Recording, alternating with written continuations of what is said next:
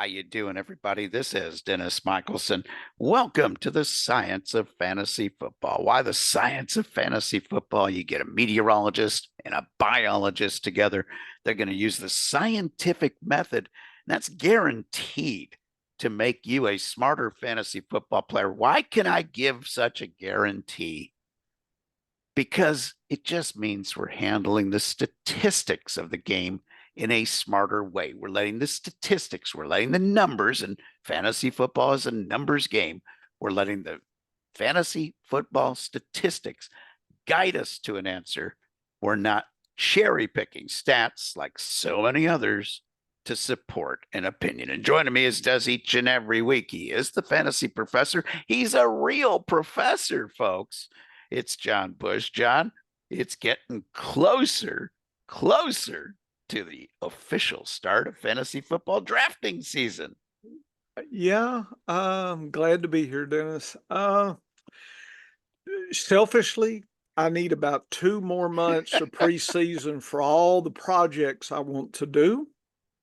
But I understand. I am excited. I'm in my last set of best balls that I'm testing. My quarterbacks, taking them early, mid, and late. I'll be finished with that probably in a couple weeks, and then I'm going to start switching over to redraft and probably start looking at early ADPs at the FFPC is where I play. Got all my money, my credits, and things. I make my money there, and I'm going to gear up. We've got the expo coming. I do want to, this is a professor's observation. Okay. Dennis doesn't know about this. I was listening to a fellow biologist. He's a field ecologist, and he was got a little 2-minute blurb on Twitter, and he was talking about, and of course, this is the old dogs versus the young uns, right? And he's saying, the young pups coming out, if anything they're shown is outside of published science literature, then it's kind of like, we're sticking to what's we deem is important. And I understand that, having been believe it or not, a young person, a young scientist starting out, getting grant monies and papers but he says something towards the end that I think brought it back home to me in fantasy football research. And he makes the observation that the young ones, and I don't think I really thought about this coming after fresh getting my PhD. He said the big movement in a field doesn't occur in the center of it, right? So it occurs on the fringes, on the maybe there's two, like chemistry and biology meet, or physics and biology, or information and biology meet. In other words, there at that outskirts, right? That last fort out in the desert, really interesting things can happen. Doesn't mean it will, but that's where the big paradigm shifts occur. And I think he's right. This was his comment. He says the best candle makers in the world in 1870 could never have made the light bulb, because they were so Yes. ingrained in making the best candle, the more efficient, the wicks, the wax, and they had nothing to do with the next step in illumination, right? This was completely out of their fringe. The center people, they're left behind. And it just hit me, and this is no offense to anybody in Twitter land or that, but Dennis, believe it or not, using science and the process automatically puts us in this field on the fringe. Okay. Oh, yeah. And, you know, not saying that, we're going to shake things up, but the possibility for our research to move things along is, I think, higher than what is standard in the core. In other words, popular doesn't mean, you know, moving the science, moving the area forward. It just means they're good at what's happening now and they fit with what's going on. It's kind of like it's climate change and what's the crops that are growing now in the field, and maybe they're just the yields are crazy. That's because what's going on, that wheat crop is fits with the last 2 3 years of climate, the water, everything fits. When that changes, then maybe there's a downtime. You lose your yields, and you better plant corn or something that can deal with C4 plants that can deal with more arid condition or whatever.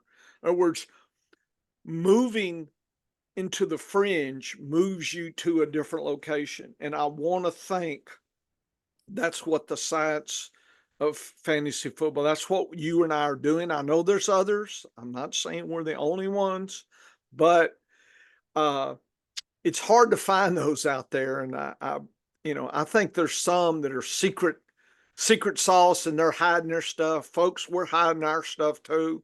We're letting you see some of it, but we're all hoarding secret stuff. And, it's not like science where you publish a paper and give it to the world. The business people never understood, scientists. And that's where science starts getting a bad rap, is where the scientists are chasing the money all of a sudden. And then it becomes, you kind of have to leave some of what makes science to go chase the money. I mean, it's not bad, but that's business. It's not science, right? And there's Okay, so that's enough of me. That's a professor gripe, I guess. I don't know what you call it. well, there is some real history in what you just said, though, because one of the more famous inventions, not in our lifetime, this predates our lifetime, but vulcanized rubber. Ooh, That process, the man who the tire company is named after, Goodyear, basically died broke because he had to sell off his patent for vulcanized rubber just to stay out of debtor's prison back in the day. And he pushed the envelope. He did not accept the status quo. And quite often those who just go along with the consensus, the status quo, the way it's always been done, the way we think about stuff. In astronomy, what would have happened if just the consensus was the only ones that ever were talked about? Because in my lifetime, Pluto went from being a planet to not a planet to a dwarf planet. The research, when you are continuing research in any scientific field or any number-driven field, you're going to discover new things. And that's the exciting part of what we're doing, because it's still revolutionary. If you got 100 fantasy football people in the room, 60 of them would be fully saying year-end points. That's what I chase. I look at the year-end points. That's all that matters in fantasy football. 30% of those 100 people, so 30 of them, would say, no, I'm a points per game guy, because injuries can come into play, and I'm a points per game guy because that's more accurate. There's 10% of us on the fringe, Professor, if that, might even be less, that understand that fantasy football, and this is the most simple statement, it should be universally understood and accepted. Fantasy football is a weekly game. If it's a weekly game, you need to have weekly statistical tools. What is the best weekly statistical tool that you can come up with? I don't know.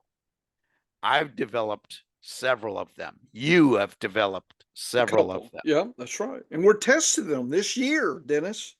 We know from past experience, we have taken my weekly values tool, which is an upside I have tested finder. that.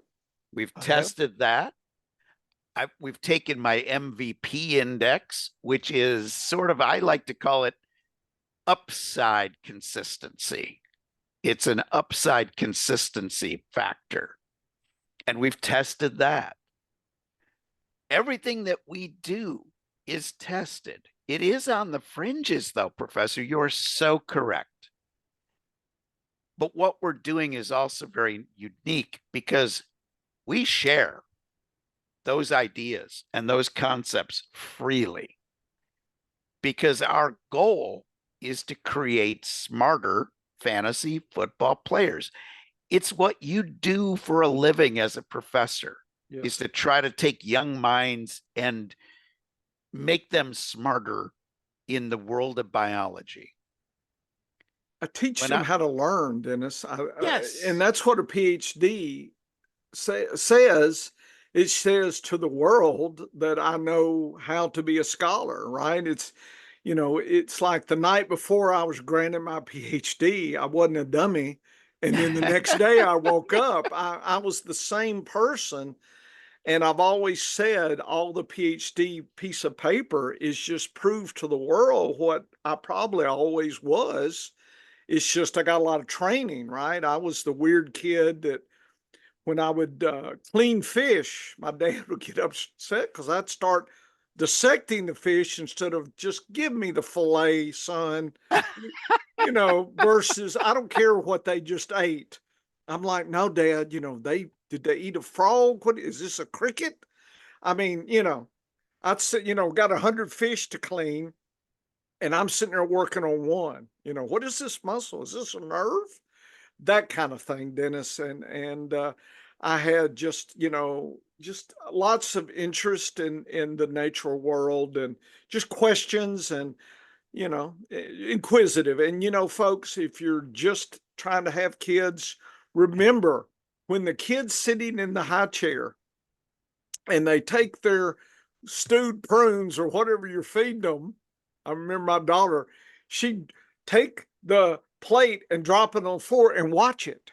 She just did an experiment. It's called, she's trying to figure out what gravity is all about. Okay, so don't be mad at your children's for wanting to stick their hand in the light socket. Just try to cover them, lock, don't let them eat the pills and all the, I had a whole bottle of Chalk's vitamins because they had pretty colors. I mean, it looked like oh candy to yeah. me. Let me go take a shot of Chalk's here. That's old school. I don't know if they even have Chalk's anymore, Dennis. But anyway, uh, so kids are inquisitive, folks, and they're doing experiments. Dennis and I are kind of still at that level. Some of our wives, we're a little bit too kitty like and immature, but we can't help it. We at least found two women to love us, and but we do experiments. But I've always done experiments, and I bet you, I know Dennis Oh yeah. goofing around at the harness track was doing experiments and trying to beat those harness horses one way or the other, that attaboy or a boy or whatever it is, 90 to Atasoy. 1, attaboy. Atasoy. Make, I'll never forget that horse. and write that, get that check. But anyway, we are doing science all the time, folks. And that's why I said I need 2 more months because the adrenaline I feel now, July 12th, is driving me. I was working on experiments today. I've loaded two video lessons, and we're going to actually talk about some of that data. Dennis hadn't even seen it, and just another way to look at some things. And part of it is there's this science in me, but I like to be I call myself a data artist. I like to look at the data in a visual, colorimetric way, and it inspires thinking. I'm not stuck on anything. If Dennis's weekly value says this, it's not like I'm not a robot. Oh, I must do that all the time. No, it's adaptive. Dennis talks about his adaptive strategy, but he has in his pocket his metrics to apply across the whole draft and works in concert with being adaptive. And Dennis and I are just trying to add extra tools in our, shall we say, fantasy football tool chest. We love the TVG guy. What's the guy's name on Tuesdays? He would always have the horse racing tool chest. Oh, it was Rick something. Rick. Yeah, what Rick. was it? I forget his Anyway, last this name. is a call out to you. Love that concept. He would Yes. analyze a race based on stats, and the same way we would do it, he would try to figure out what applied to this situation. That's part of adaptive as well. What is applying? If I'm looking at tight ends now, what do I need to understand about tight ends? What's the weekly values? What's the distribution? What does my past say with my diary? That's altogether a synthesis, is what we're trying to do. And we're not ever going to be done, Dennis. No. People say, well, don't you want to just sit back and collect? I can't, because I always got this feeling. And maybe it's the angel devil on my shoulder. Angel says, chill out, man. You're making enough money. And the devil says, no, be greedy, forage and hoard, find lots of good secret stuff and make more. So that's what's driving me, is the two little gnomes or owls or whatever, if you're a Harry Potter fan, whatever it is on maybe it's the two ponies, whatever they're talking to me, the mutters and the fathers, they're talking to me. Yes, indeed. And here's the thing is whether I was playing for no money, whether I was, let's say I was banned from playing fantasy football for Yeah. whatever reason, and I could not play the games physically, Yeah. I would still be dissecting the data. The data puzzle to me is the exciting part of the sport. Now, the cool thing is you can also make money doing this, and that's a lot of fun. But, Professor, I have kind of pulled back from the beta test Yeah. on new best ball teams on Yeah. Well, FPPC. I'm winding mine down, Dennis. I've I have already done not, 20 in the books. I'm doing 10 yeah, more. I still have more to do before I hit redraft season, but Scott Fishbowl, Oh, live that's draft, right. We got to talk about Scott Fishbowl. live draft, live draft, Scott Fishbowl coming up Oh, I forgot. this Because see, I've already put up our this week. secret data that you hadn't even seen yet. Okay, let's talk Scott Fishbowl, and then I'll stop sharing here. But anyway, So we'll get to so this little tidbit. yeah. So if you're not familiar with the Scott Fishbowl, and you'd have to be living on another planet not to understand this if you love fantasy football, it's a big tournament. It involves some very big names in the fantasy football world and just some regular players. There's almost a 50-50 mix in people that are very smart at what they do or are very popular at what they do, and people that just play the games. They're just the rank and file fantasy football players that make up about 95% of the fantasy football population. The rules every year are different. And Scott Fish, a real person that it's named after, he is a master at finding these rule tweaks and roster lineup tweaks that try to even out the positions quite a bit. So, tight end position, he kind of teases you with super premiums. This year, not only a tight end premium for each catch, but a first down is worth an extra point for your tight ends. And he tries to even out the heavy rushing attempt guys versus the PPR guys. You get a quarter point every time there's a rush in a game. So he tries to even those points out. And this year it is a super flex league. So you got to still be looking quarterbacks and make sure you got them on your roster. So it kind of teases you there. but only one running back, one wide receiver, one tight end starting. The rest are flex. So by having that many flex starting positions and so few positional starting positions, a lot of leagues you have to start 3 wide receivers, you have to start 2 wide receivers, or you have to start 2 running backs. Here, 1 at each position, and then 5, count them, 5 flex positions, and then the super flex. And all of the flex positions are open for any position except for quarterback. So you don't have some that are wide receiver and running back only, and some that are tight end and wide receiver, like we see in some dynasty leagues where they break it up. And then 1 kicker. You can have a kicker on your team as well. And the rules for kickers are intriguing enough to make you think they might be valuable. So when it comes to the Scott Fish Bowl, the number 1 rule is expect the unexpected. This year, kick return and punt return yards and touchdowns are scored for the offensive player. Last year, you took all of the stats from last year in fantasy football. Rashid Shaheed of New Orleans, because of all of his punt return and kick return duties and success, would have been one of the top 20 wide receivers. Even though he was way down the list, if you look at his values, whether they're points per game or total points or even my weekly value stats, he's not even in the top 45.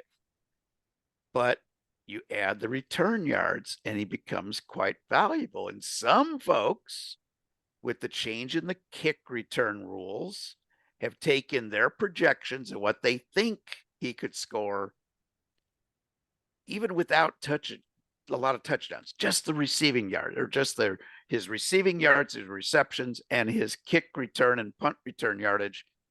He came out 5th in some of the cheat sheets when you look at projections and put them into the points for this season. But here's the twist, Professor. Yeah. Everything we know about kick returns in the NFL has changed this year with these new rules, with the kick return and the kick defense teams lining up 5 yards away from each other. Will teams figure out a way to hooch kick and treat it almost like a punt, where they try to get it to where the ball drops in the last 10 yards of the field, so but it has to be fielded because it's in play? And are they going to put the pressure on? Are we going to see more returns, some more contact, more hits? And are we going to see some of the starters that teams are relying on for their wide receivers, their running backs, their other positions on the field? Are we going to see less of those guys on kick return duty? The answer clearly is a little bit of everything will be tried. There's 32 different teams. There's 32 different coaches. There will probably be about 20 different strategies. Yet Scott Fish Bowl, all the drafts going on now before training camp even starts, and people are going crazy for Rashid Shaheed. Some are taking him pretty early, top 5 rounds. Some are letting him go till the 9th or 10th. What if Bub Means ends up getting all the kick return duties for New Orleans? Or because of the new rules, kickers learn how to directional kick the ball, and they kick it away from Shaheed into the other returner, because you're going to have 2 kick returners back on every play. So all of these rules go into play. So in Scott Fish Bowl, expect the unexpected. That's neat. That's neat. Bye weeks. I know you yeah. brought that up. I just wanted you to hit that a little bit. Those that are having drafts. What are you thinking, or what are you concerned about? So here's the amazing thing, Professor, is that if you ask other people that are going to be preparing for Scott Fishbowl, and they say, well, and you're drafting Sunday, correct? and I'm drafting Sunday. So up in Chicago live, and a live draft adds in Or you can a eat lot hot of other. dogs through the garden, right? Yes, I can drag my hot dog through the garden. I can be ready to go. But Okay. no, here's the thing: is a live draft Okay. adds a new dimension. I'm used to having 2 to 6 hours or 8 hours to decide who I want on my team. And yeah, I don't take all that time because I usually know by the time my pick comes who I want, and I can usually make it pretty quick. But if I want to take a look at the data for 2 hours, I can do that. I can't do that in a live draft. Nope. So I've got a time frame that I've got to draft within. So I've got to be ready to go. And the bye weeks are fascinating because the playoffs start week 12. But part of your score in the playoffs is your average points for the first 11 weeks of the season. But people are telling me, well, it doesn't matter because I get the average score. Yeah, it does matter. If you don't have a quarterback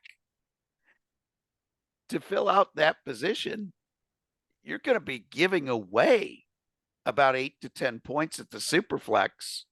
And if you are out of quarterbacks completely because they're both on a bye, or, between injuries and bye weeks, you don't have a quarterback to line up, you're going to be giving away over 22 points at that position.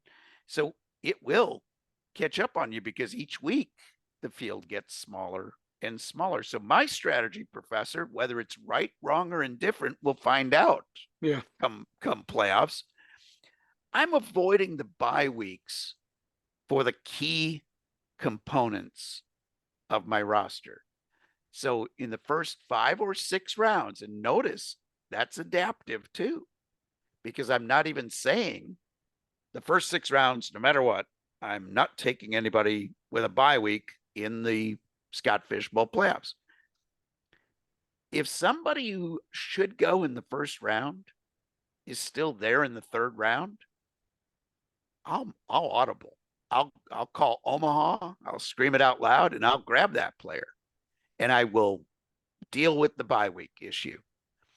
But if the ADP goes according to Hoyle, if the best players go regardless of the bye weeks, which appears to be what's happening in the early drafts of Scott Fishbowl and the live drafts that have already occurred, then I'm going to avoid the players on bye weeks 12 to 14. And that's a lot of talented quarterback. We're talking guys like CJ Stroud. We're talking Josh Allen. We're talking Kirk Cousins, who is going to be a value pick. We're talking Lamar Jackson. There's a lot of great quarterback talent that will be off during the playoffs. Joe Burrow is included there. So my strategy is going to be building my core of my team, my quarterback, my starting quarterback, running back, wide receiver, tight end. I'm going to try to avoid the bye weeks as much as I can.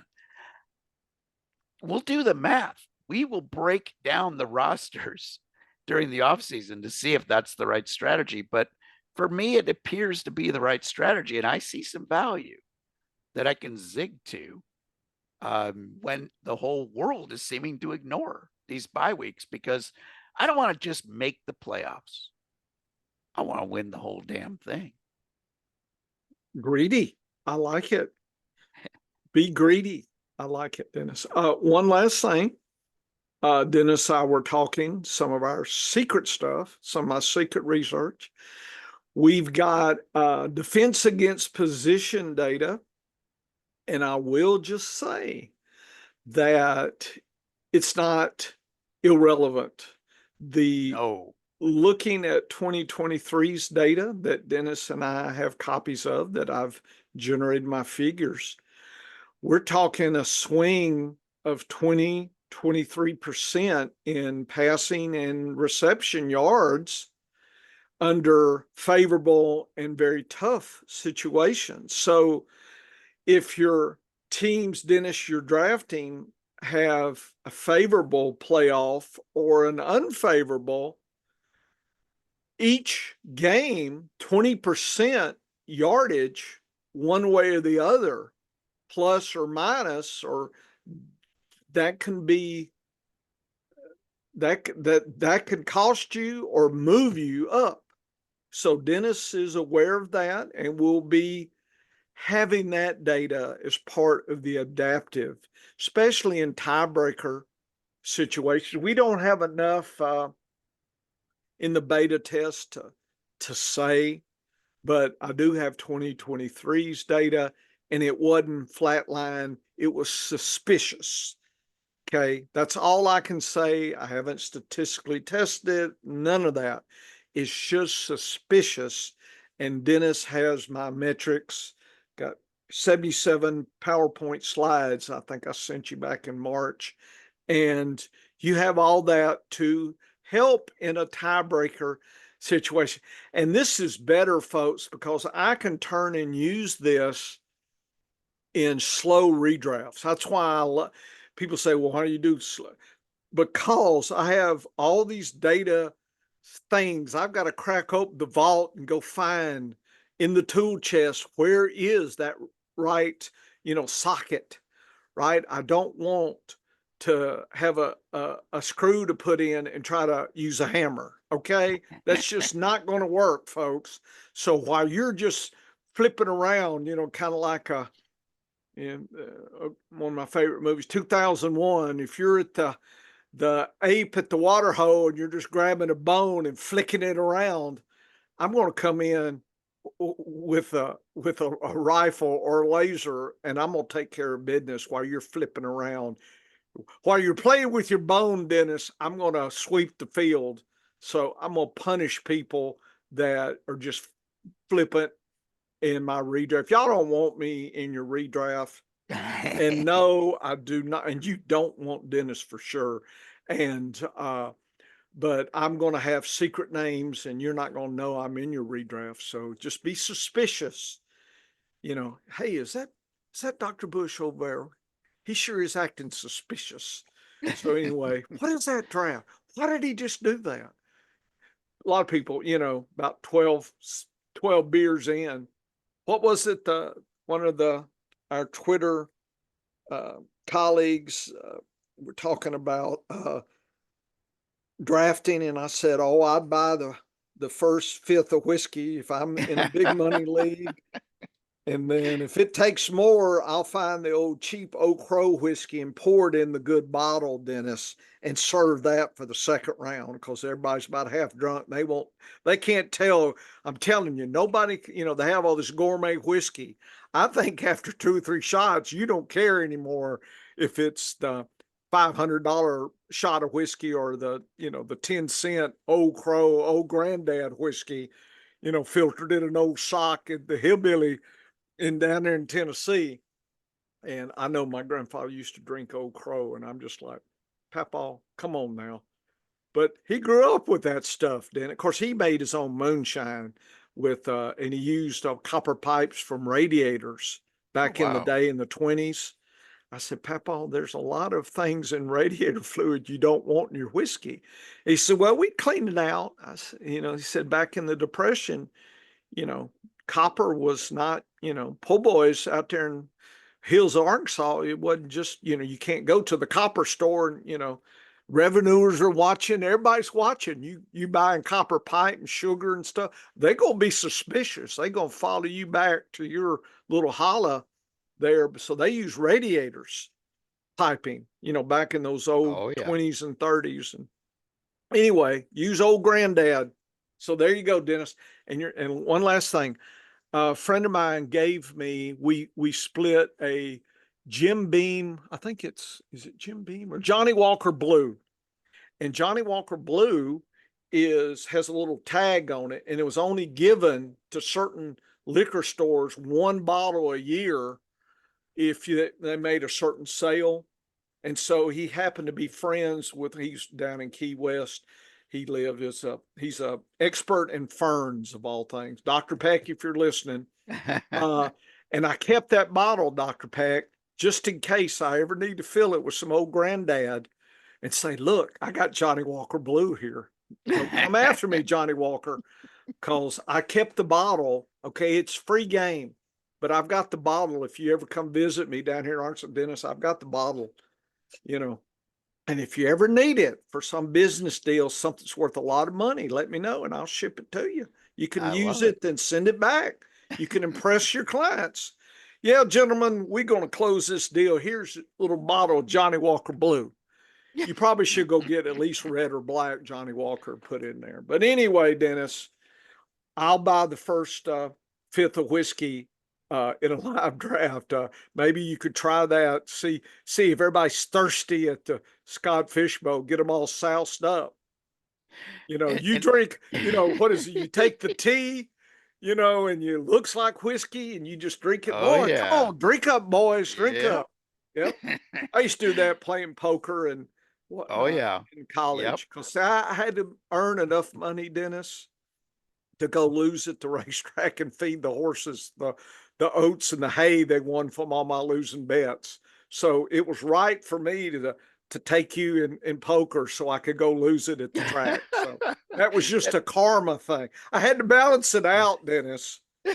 That's why I hadn't been paid back because I gave it back. It just I was Robin Hood. I took it and gave it to the ponies at the racetrack. Oh my goodness. Yes, I can relate to that as well. Here's the last thing I'm going to say about Okay. that.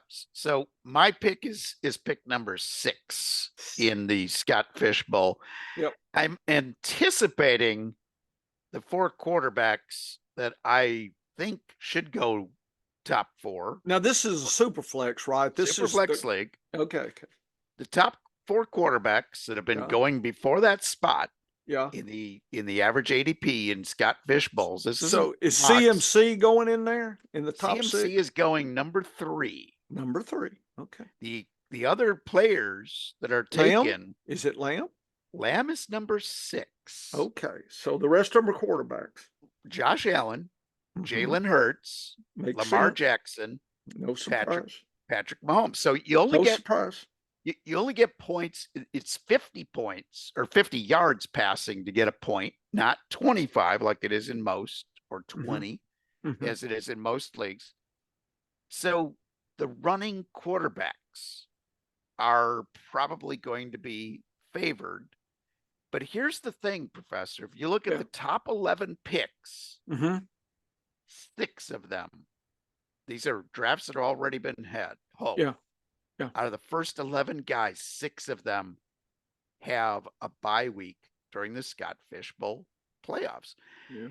So when I look at the players that are probably going to be available, Yeah. I always look 3 players up.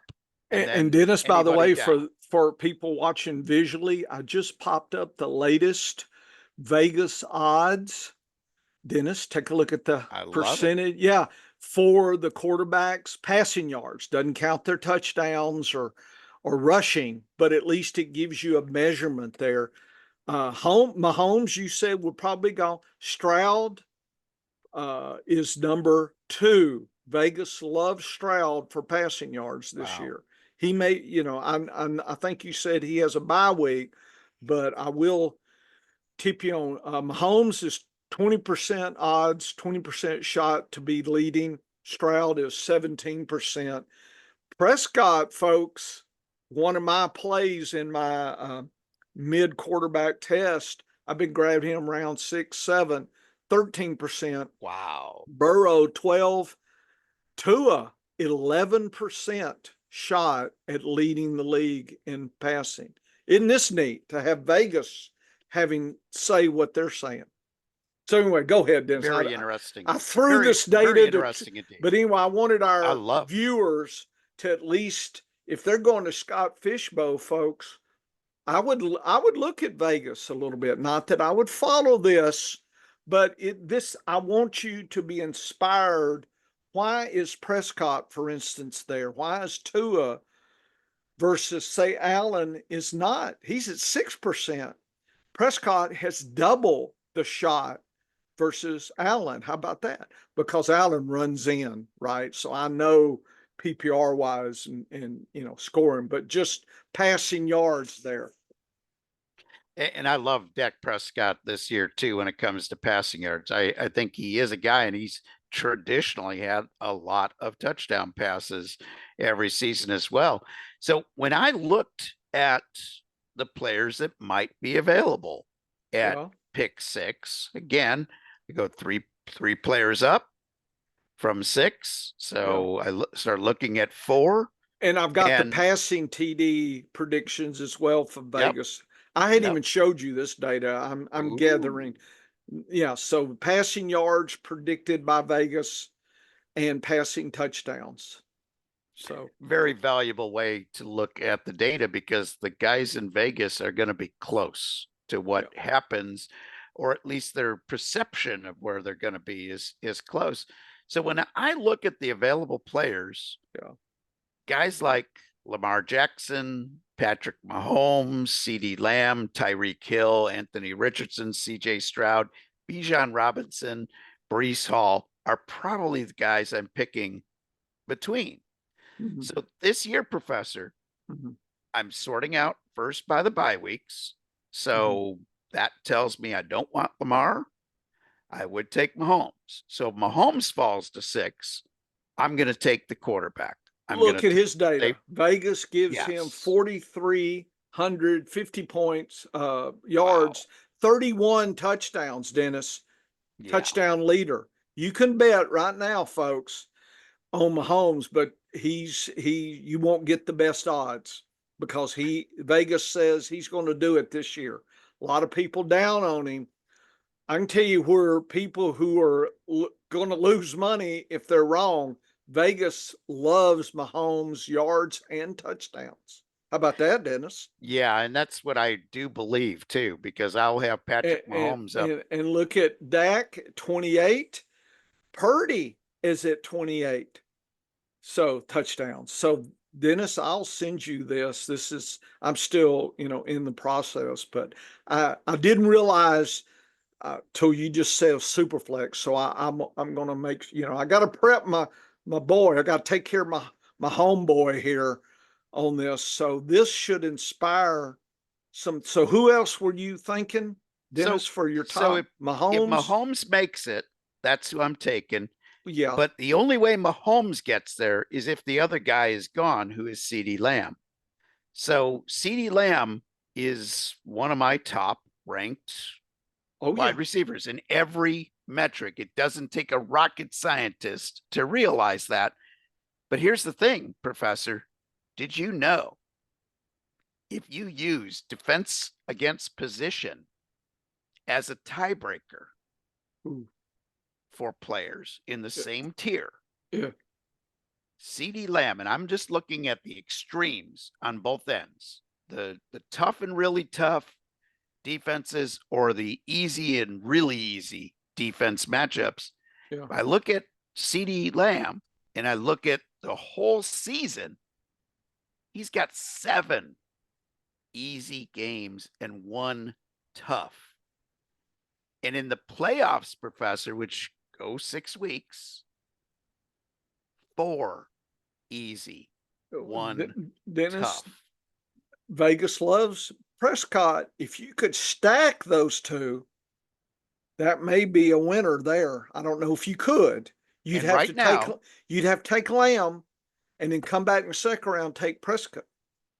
And it's possible because Dak Prescott has been going off as the 19th player drafted. It's possible then with the 6. Yeah, you could be right on top of it. I go from 6, 19 will be my next pick. So Sweet. You could score that stack. I could have that stack without having to reach. So, nice.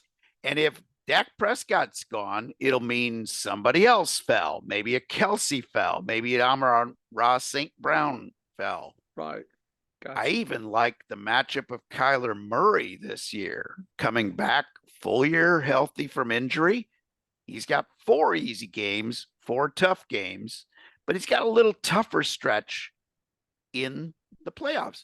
But Vegas gives him 20 touchdowns. So, I mean, he's not the worst, but he's not the best. and you get more rushing yards Let's with just say, Kyler Murray. So yeah, see, look yeah, at Geno.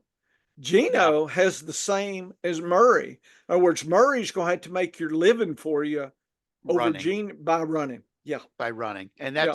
that's what we kind of expect out of Kyler Murray. But I would Okay. love that Dak Prescott, CD Lamb, Stack. that stack would be great. Now, as I look and use DAPS farther in the draft as a deciding factor, Mhm. there is a team, and these are the patterns that you pick up. If you look at the data, you'll see patterns. Now, the patterns won't chase me away from necessarily taking players on the Miami Dolphins, but their DAPs are lousy in the playoffs. They have a murderer's row of tough playoff games, and Tua has got some of the worst matchups. If you look at Vegas loves him though with yep, passing yards. you look at Tua's matchups against the toughest defenses, he's got one easy and three tough in the playoffs. In 6 weeks, half of his weeks are tough matchups. He's 3-3 for the whole season, but all of those bad weeks come during the playoffs. And the season data that you're showing the This is world Vegas, their from prediction. Vegas, I agree with that. I think Tua is going to have a lot of yards, but will he have some of his poorer games in the fantasy playoffs for Yeah, Scott see Fishbowl? that again, there's the trick, as you said, with total points. It's versus weekly. Vegas doesn't have a weekly future. No. And there's They so could these have, dear Vegas, you could use Dennis and I's metrics for a small fee, and we could help you craft some future weekly stats that people could invest, i.e., not gamble. We don't gamble here, Dennis. We invest in our picks. So Vegas, Dennis and I are on. Call us up. We're waiting by the phone right now. Call us up. so the whole fantasy season is 17 games long. If I am looking at defense against positions, and again, I'm looking at the extremes because our research has shown, your research mainly has shown, Yeah. that defenses don't go from very tough to very easy in No. 1 year. No. They never do. Like one category is a Yeah. big is a significant The move. extremes tend to stay extreme. What I did see is sometimes they would move towards the middle or down a little bit, but it was never, I was tough last year. Now I'm just giving away. But it's rare to see that, or the other way. I was giving away points and now I'm the stingiest. Where you see some changes and tricky is the mid get enough goodness that it gels and all of a sudden they're tough and you didn't see it. But then again, it's hidden from all of us, right? So there's the trick. If you want to look, folks, and spend your time, if that's important to you for defenses, look in the mid group and try to imagine why they're moving to the tough group. Did the rookies, did the drafts, the free agent, coach changes, try to anticipate the movements up or down. So you're ready for who has one of the easiest seasons ahead as far as defensive matchups? Who? Travis Kelce. He's got Nice. eight, eight, Taylor approves that message.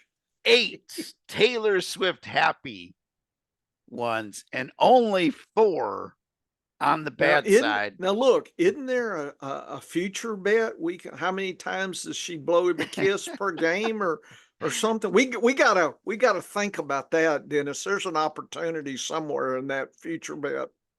Yeah, and another player that I really like, because if I can get 5 or 6 easy games out of a player, Yeah, I'm eating that up. How yeah. about Dak Prescott with 6 easy games Vegas loves him. I'm all in on Dak Prescott at where and, he's going. and 3 easy games versus one tough in the playoffs. So Ch- once again, If he can stay healthy, and he's got CeeDee Lamb. Come on, yes. folks. So can you imagine if I can pull that off? What CeeDee about Lamb, Brandon Cooks? Is 6 he and 19. still with Dallas? Oh yeah, yeah, and he will be I probably bet added to my team late. or Ferguson. I mean, you could Yep. really build a master stack. That might be something interesting to see down the road. How, that strategy in Scott Fer- Fishbowl. so Ferguson's matchups are a little tougher. Four Interesting. four good games, 5 tough games, and 2 of each Mm, in the fantasy playoffs. So that's not horrible, no, but it's not but it's not not as great. good as CeeDee Lamb. So what we can read from that is unless teams adjust to try to take CeeDee Lamb out of the game, we're Yeah. probably going to see some big games by CeeDee Lamb in the fantasy football playoffs. So in all formats of fantasy football, in one quarterback leagues, you can maybe make a case for Yeah. saying him and CMC, maybe 1 and 1A, because Lamb's got a little easier matchup data than anybody else this year. So very fascinating when you break this down. I am not going to go crazy on using the defense against position data in the Scott Fish Bowl, but I'm using it as another indicator of risk early in a draft. So if a player did not hit the top 80% in any of our 5 metrics last season, if he is not hitting an MVP forecast that is acceptable at his draft position, I am going to lower my risk and go in a different direction. And that is going to be the strategy that I use in the Scott Fish Bowl. You don't need to go ahead and take on additional risk early in a draft. Now, my final strategy point for fantasy football this year with the Scott Fish Bowl, I will factor in return yardage, but Professor, Yeah. not doing that till I get later in the draft. Whether later means round 8, 10, 12, 15, and on to the end, I don't know, because I adapt to what happens in the draft. I never paint myself into a corner and say, I got to do this because the data says you got to only do this. Because if your other league mates draft in a different way than you anticipate, then you have to adapt on the fly. And that's even more important in a live draft. Gotcha. Gotcha. Uh, Before we get too much, I wanted to tease. We'll probably need to maybe cover this a little bit more in detail next week. I've gotten 2 video lessons that will be up on the site this week. I looked at 2020 and 2023. Looked at RB versus WR, ADPs, first round, second, third, each by round versus end of the season. And traditionally, Dennis, and I'm showing this. Let me just go over the first round. This is the distribution over the last 4 years of end of the season points here. And the box and whisker gives you some insight and probably makes a case for people.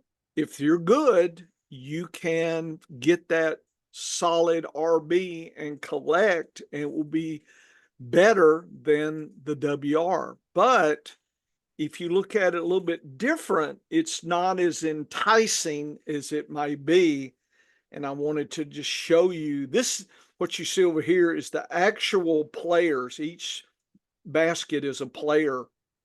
And we had 30 was the best. That was basically CMC.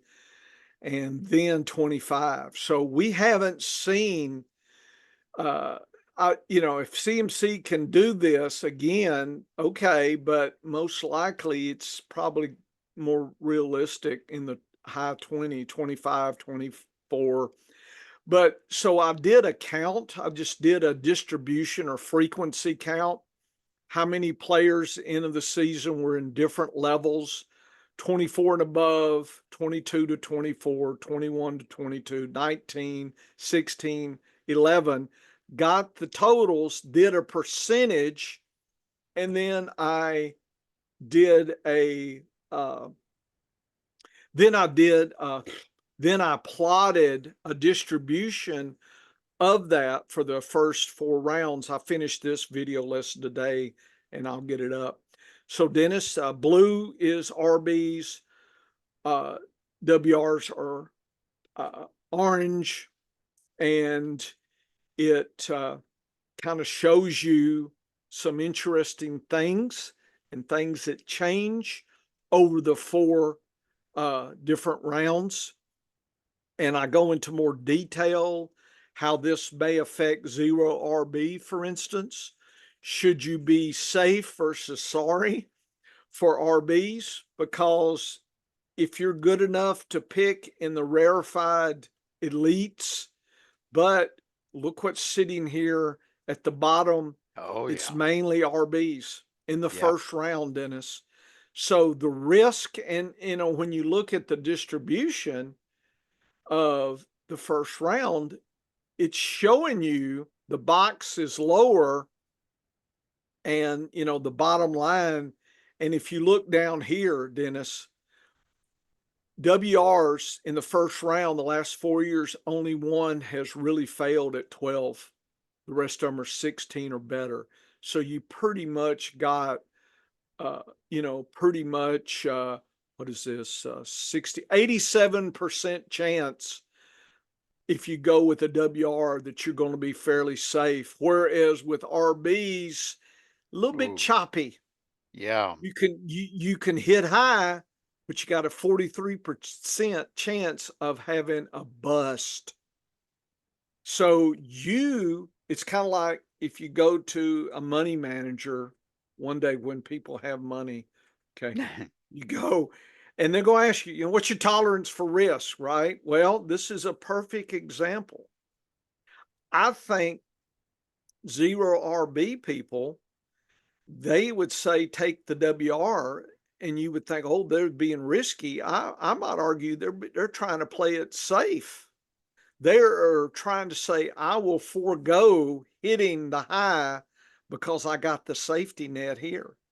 So I think zero RB, there's a lot of talk about how I think it was just for people trying to be safe early in the draft and not lose their draft capital. So people need to decide where are they at on things. Obviously, if there's money on the table, I think there's going to be a pressure. If you pay $1,000 for a league to jump in some of these big tournaments, I think the pressure would be crazy on you not to do. If people could see this data, I'd have a hard time not taking the safety, Dennis. And next week we can probably get into more because Dennis, I've got this. I think all the way down. I hadn't even done these video lessons here to the 96 pick. Or no, I've even gone further. No, I've got down to the 144th. So I've got lots of data, more than we have time to talk about. But I did want to introduce this concept a little bit, just kind of tease for next podcast. Because Dennis and I, we got other fish to fry besides running our mouth to you guys. We got to stay married, right, and cook and clean. And well, you guys are not manly. Look, I've been married 30 years. Okay. If that's your goal to have a family and have a stable relationship, you can't lay around like Homer Simpson and drink the Duff beer all day. Okay. You got to cook. And plus, I like to cook. It wasn't like, hey, what's my strategy for staying married? No, I like to cook because I like my cooking. Okay.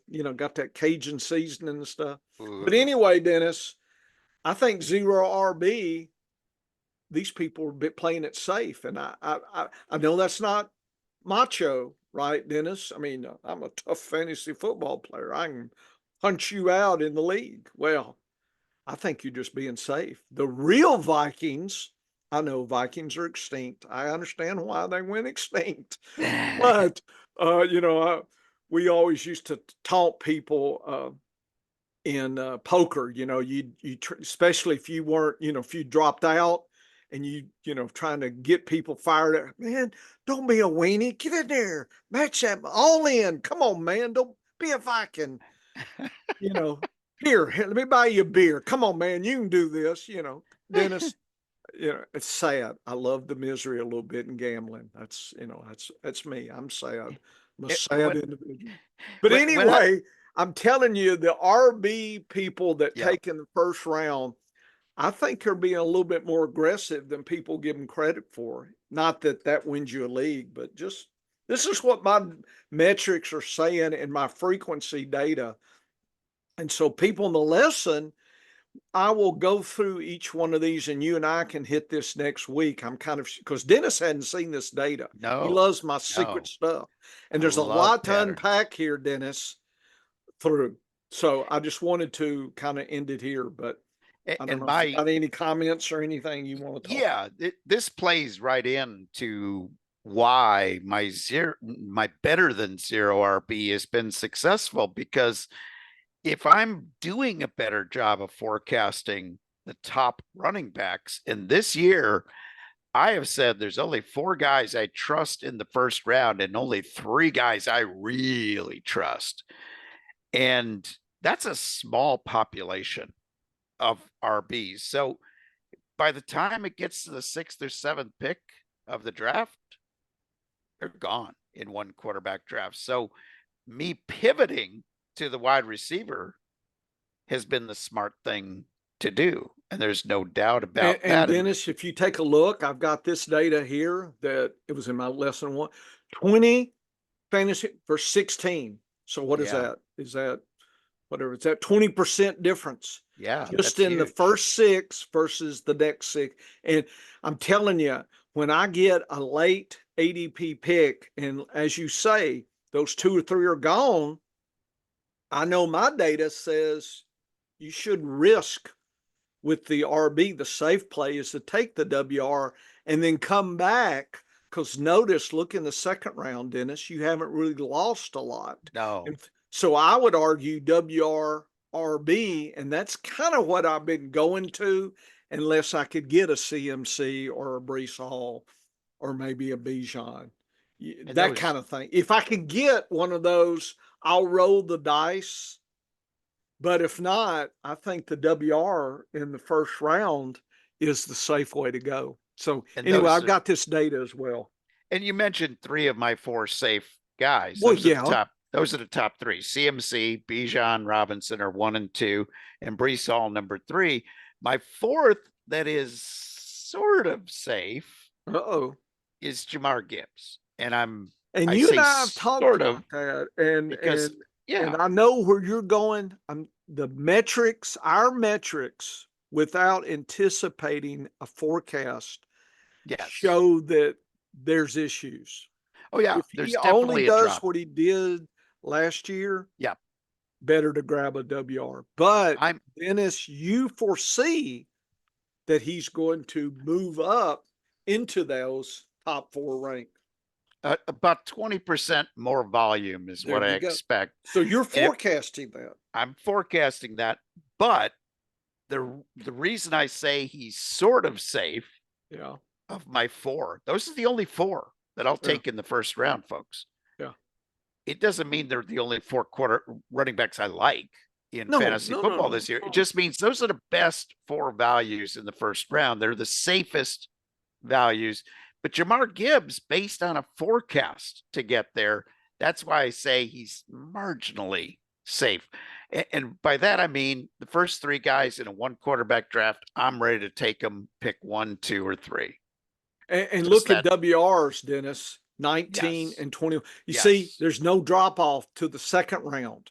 No. So No. you, in some ways, you're grabbing a boss WR if you can't get the top one. And I showed you the distribution. So the prize at the end is in fact these right up in here where they're Yeah. right. I mean, these guys that are beating the WRs. So if you're solid to pick those, you've got an advantage right there. But what your diary said, because other than that, Dennis, RBs don't hold a candle to the WRs until later, and then that's not kind of where you want to win the race at the bottom. No, and that's exactly it, because you just got luckier is what it Yes, ended up being. And yes, it's forecasting. So if you are right, there's a lot of skill in that luck, but you still had a lot of good things go right to go yes. against what the data says. So fascinating lesson. I look forward to digging into this Yeah, we'll do data a this lot maybe next more. week. Yeah. And just to let folks know, I do have our updated ADPs and metrics and good stuff. And I hadn't even shared that with Dennis yet. But we need to try to start hitting that as well. Maybe we can bounce back and forth between the two a little bit, kind of use our metrics to on top of this data. And that's what I mean by the scientific method is enhancing your data streams that are from different locations to fortify that forecast to help you understand the system. We're doing system forecasting. It's like weather, Dennis. You know about weather? Okay, you have to look at multiple things. You cannot just look, well, what's the temperature going to be? Well, that means it's going to, no, it doesn't mean anything. It just says, here's the temperature. What's the humidity? What's the winds? All this other stuff has to go in. And that's what Dennis and I are trying to create. I see fantasy football as a systems problem. Weather is a systems problem. And that's why I think Dennis and I bind together so well is coming at a systems approach from two different scientific fields. And that's why we are the science of fantasy football. That sounds So good. I think we need to make a bumper sticker. that works good. So head on over to the science of fantasyfootball.com. Check out all of the professor's data. I will have some new fresh articles coming soon where we're going to be breaking down some players, and I'll be telling you about guys that I love more than others do and guys that I don't love as much as other people do, but I'll be doing it by the numbers. And of course, head on back here next week for another edition of the Science of Fantasy Football. Get to work, folks.